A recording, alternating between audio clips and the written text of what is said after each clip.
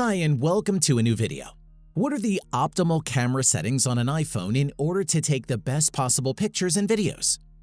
Many people don't want to deal with it, but if you truly want to take perfect pictures and videos with your iPhone, you can't avoid adjusting the settings. This video will help you do just that. Let's go. The most important setting can be found under Settings and Camera. There are quite a lot, but don't worry, I'll go through all of them. The first setting is already the most important one, the formats. Here you can choose between high efficiency and most compatible. But what does that even mean? In order to save images and videos on your iPhone, the image needs to be compressed first. There are two formats you can choose from.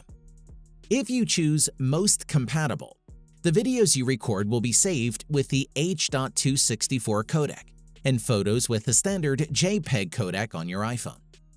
If you choose high efficiency, however, the videos will be saved with the HEVC codec and images with the HEIF codec. Sounds much more complicated than it actually is. I'll explain all the pros and cons and when to use which setting. If you only use Apple products, then simply choose high efficiency. This format is mainly supported by Apple products. That's why you encounter a lot of problems if you want to view your high-efficiency data on a TV or a Windows computer. However, high-efficiency images and videos use less storage while maintaining the same quality. You can save up to 25 to 50% with this setting. Keep in mind, though, that you can only record 4K videos with 60 frames per second as well as slow motions with 240 frames per second in high-efficiency mode. Of course, it's quite rare that you actually need to record something like that, which is why, for most people, the option most compatible is the right choice. For comparison, movies are recorded at 24 frames per second. Alright, let's take a look at the video settings. Here, you can choose the resolution or the number of pixels you want to record videos in, as well as how many frames per second your video should have.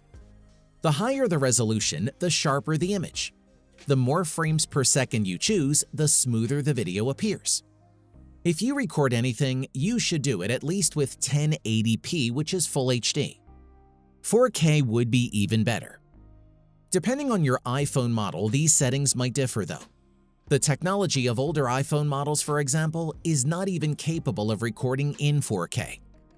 Personally, I record in 4K and with 30 frames per second.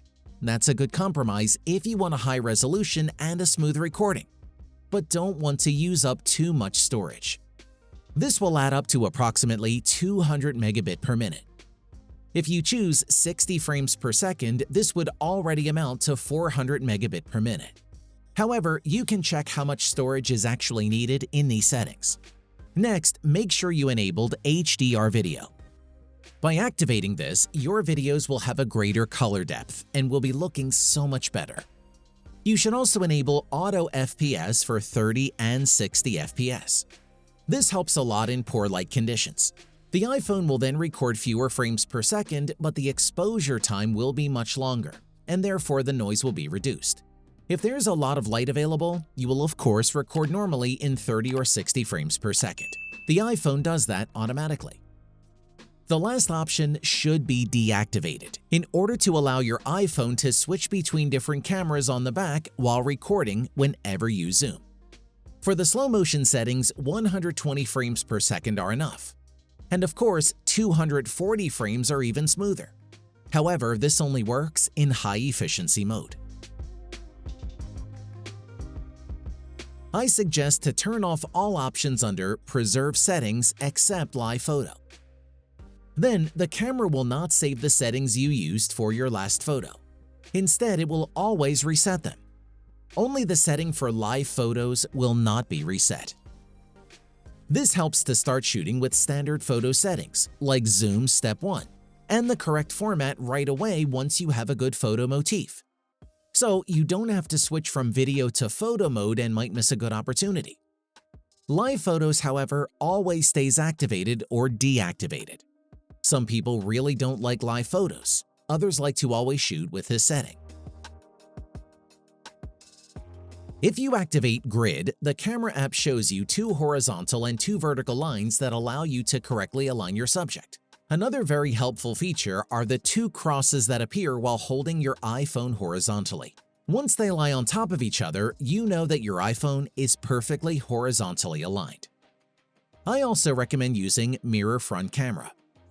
With the settings, your selfies will be shot exactly how you see them on your display. Otherwise, the photos you take will be mirror inverted.